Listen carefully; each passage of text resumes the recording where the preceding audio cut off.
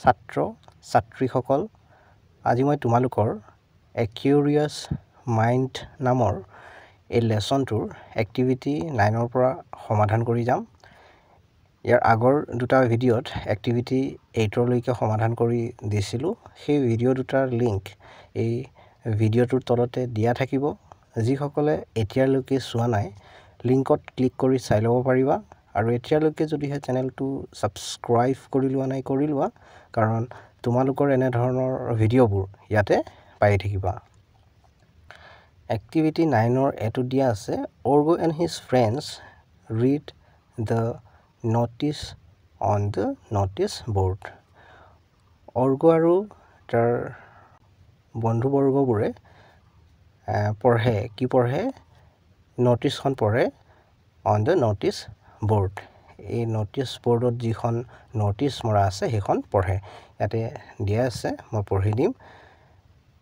Rampur MV school Golaghat মানে অৰ্গই য'ত পঢ়ে সেই স্কুলখনৰ নাম হ'ল ৰামপুৰ এমভি স্কুল আৰু ক'ত আছে গোলাঘাটত আছে ইয়াত নোটিছ বুলি দিয়া আছে এখন নোটিছ হয় ডেটটো দিয়া আছে মানে তাৰিখটো দিয়া আছে 21st ফেব্ৰুৱাৰী ফেব্ৰুৱাৰী মাহৰ 21 তাৰিখ আৰু ইয়াতে চনটো দিয়া নাই বাৰু ইয়াত দিয়া আছে যে the national science day will be observed on February 28 at the school স্কুলত মানে অৰ্গহতৰ স্কুলত কি হ'ব নেশনাল সায়েন্স ডে পালন কৰিব কেতিয়া on February 28 28 ফেব্ৰুৱাৰীত every student is hereby asked to prepare a speech on science in everyday life সেয়ে প্ৰত্যেকজন ছাত্ৰ ছাত্ৰীকে কোৱা হৈছে কি কৰিবৰ কাৰণে টু প্ৰিপেয়াৰ সাজু কৰিবৰ কাৰণে বা প্ৰস্তুত কৰিবৰ কাৰণে এ স্পীচ এটা বক্তৃতা বা ভাষণ on science in everyday life দৈনন্দিন জীৱনত বিজ্ঞান ইয়াৰ ওপৰত আমাৰ দৈনন্দিন জীৱনত কেনেদৰে সায়েন্সৰ ব্যৱহাৰ হৈ আছে বা বিজ্ঞানৰ ব্যৱহাৰ হৈ আছে সো তাৰ বিষয়ে স্পীচটো বা বক্তৃতাটো সাজু কৰিব লাগিব and deliver the speech আৰু এই বক্তৃতাটো বা ভাষণটো দিব লাগিব code in her his respective classroom তাৰ নিজৰ বা তাইৰ নিজৰ ক্লাছৰুমত দিব লাগিব in the presence of the class teacher class teacher থকা অৱস্থাত উপস্থিত থকা অৱস্থাত মানে on that day সেই দিনাখনত মানে ৰাষ্ট্ৰীয় বিজ্ঞান দিৱস দিনা ইয়াতে হেডমাষ্টাৰ বুলি দিয়া আছে ইয়াত মানে সহি থাকিব হেডমাষ্টাৰৰ এতিয়া ইয়াতে দিয়া আছিল যে কমপ্লিট দ্য ফলোইং সেন্টেন্স ইয়াতে সেন্টেন্সবোৰ সম্পূৰ্ণ কৰিব দিয়া আছিল ইয়াত খালি ৰখা আছিল মই কৰি দিছো that conveys যেটোৱে বুজায় মানে কি the message of the notice এই মেছেজটোক মানে বুজায় on the occasion of ইয়াত আমি লিখিম the national science day national science day উপলক্ষে every student will prepare প্ৰত্যেকজন ছাত্ৰ ছাত্ৰীয়ে সাজু কৰিব a speech এটা বক্তৃতা বা এটা ভাষণ আৰু on science in everyday life আৰু বক্তৃতাটো কিহৰ ওপৰত হ'ব দৈনন্দিন জীৱনত বিজ্ঞান মানে আমাৰ দৈনন্দিন জীৱনত যি বিজ্ঞানৰ ব্যৱহাৰ হৈ থাকে তাৰ বিষয়ে এতিয়া বিটো চাইছো বিটো দিয়া আছে Orgo wrote an email Orgo এটা ইমেইল লিখে টু মীৰা কালৈ লিখে মীৰালৈ লিখে asking for help মানে সহায় খুজি পেলাই লিখে আৰু সেই ইমেইলটো টু প্ৰিপেয়াৰ দ্য স্পীচটো বা বক্তৃতাটো সাজু বা প্ৰস্তুত কৰি দিবলৈ কাৰণে মীৰা বাইক সহায় খুজি পেলাই ইমেইলটো লিখে কোনে অৰ্গয়ে let's read what he wrote অহা পঢ়ো বুলি কৈছে এহি কি লিখেনো অৰ্গয়ে কি লিখে ইয়াতে টু কি দি আছে mira@gmail.com মানে এইটো জিমেইল এড্ৰেছটো হয় মীৰা বাৰ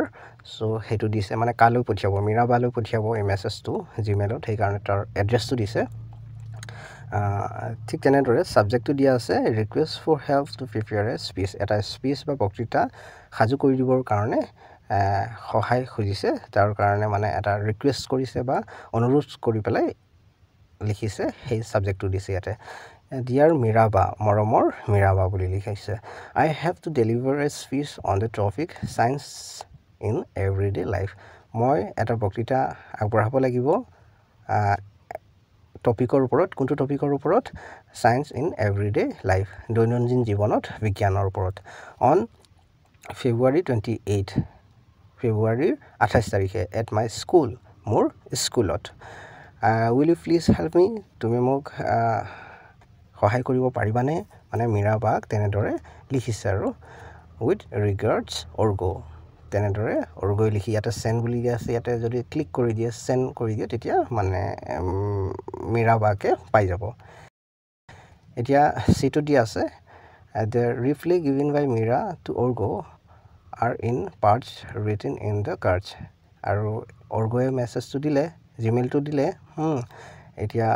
অৰ্গক আকৌ ৰিপ্লাই কৰিব লাগিব নহয় মীৰাবাই ইয়াতে দিয়া আছে মানে ইয়াত কাৰ্ডত দিয়া আছে এই কাৰ্ডছবোৰ পঢ়িব দিছে উইথ ৰিগাৰ্ডছ মীৰা ছাবজেক্ট দিয়া আছে এগ্ৰিং টু হেল্প সহায় কৰিবলৈ একমত হোৱা ডিয়াৰ অৰ্গো মৰমৰ অৰ্গো টু অৰ্গোৰ এইটো এড্ৰেছ যেনেদৰে মীৰাবাৰো এটা জিমেইল এড্ৰেছ আছিল অৰ্গোৰো আছে তাকে orgo6@gmail.com এনেদৰে দিয়া আছে ইয়াতে লিখিয়ে দিয়া আছে এইটো আমি এই পিছত পঢ়িব লাগিব এতিয়া নাও এতিয়া কি কৈছে ৰিএৰেঞ্জ এতিয়া মিলাব দিছে যেটাত উল্টা পুল্টাকৈ দিয়া আছিল কাৰ্ডবোৰ and write the parts in the proper place সেইবোৰক আমি উপযুক্ত ক্ৰমত সজাই পেলাই লিখিব লাগে টু গেট মীৰাজ ইমেইল তো মীৰাৰ ইমেইলটো পাবৰ কাৰণে ইয়াতে আমি অৰ্গলৈ পঠিয়াম ৰিপ্লাইটো অৰ্গলৈ দিব মানে মীৰাবাই তো সেইকাৰণে টু ইয়াতে অৰ্গৰ এড্ৰেছটো লিখা হৈছে orgo6@gmail.com আৰু ছাবজেক্টটো দিয়া হৈছে এগ্ৰিং টু হেল্প মানে সহায় কৰিবলৈ একমত হোৱা ডিয়াৰ অৰ্গো বুলি লিখিছে মৰমৰ অৰ্গো মানে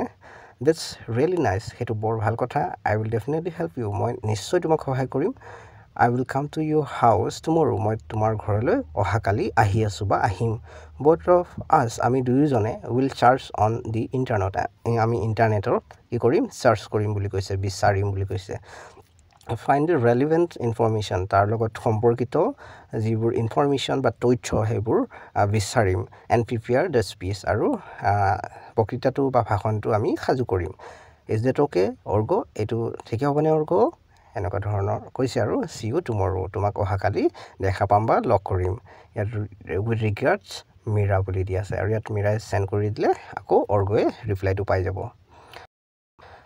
ইয়াতে চাওঁ এতিয়া লেটছ লাৰ্ণ চাম গ্ৰামাৰ অহা অকণমান গ্ৰামাৰ শিকোঁ ইয়াত গ্ৰামাৰ শিকাব মানে আমাক ইয়াত এক্টিভিটি 10ৰ এটো দিয়া আছে ৰিড দিছ চেণ্টেন্সেছ এই বাক্যবোৰ পঢ়িব দিছে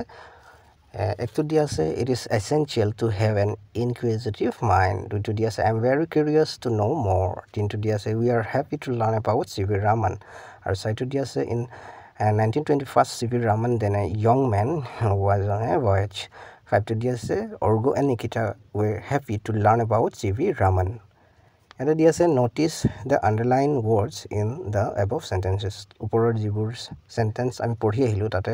যিবোৰ অংশত আণ্ডাৰলাইন কৰা আছে মানে তলত আচনা আছে সেইবোৰক লক্ষ্য কৰিব দিছে প্ৰথমটোত ইজ তাৰপিছত এম তাৰপিছত 3 নম্বৰটোত আৰটোত আণ্ডাৰলাইন কৰা আছে এণ্ড দেন 4 নম্বৰটোত ৱাজটোত আণ্ডাৰলাইন কৰা আছে আৰু 5টোত ৱেৰটোত আছে ঠিক তেনেদৰে ইয়াত দিছে এই ব্ৰেকেটৰ ভিতৰত চোৱা the word is am are was and were are different forms of the verb be ভাৰ্বৰ ডিফাৰেণ্ট মানে বেলেগ বেলেগ গঠন হয় এইবিলাক am is are was were তোমালোকে যেতিয়া টেন্স পঢ়িবা এইবোৰ পাবাই তাৰপিছত দিয়া আছে the forms is am and are used in the present tense এই যি ইজ এম আৰ এইবোৰ প্ৰেজেণ্ট টেন্সত ব্যৱহাৰ কৰা হয় and was and were are used in the past tense আৰু ৱাজ আৰু ৱেৰ যেতিয়া ব্যৱহাৰ কৰা হয় পাষ্ট টেন্সত ব্যৱহাৰ কৰা হয় প্ৰেজেণ্ট মানে বৰ্তমান আৰু পাষ্ট মানে অতীত ঠিক তেনেদৰে ইয়াতে বিটো চোৱা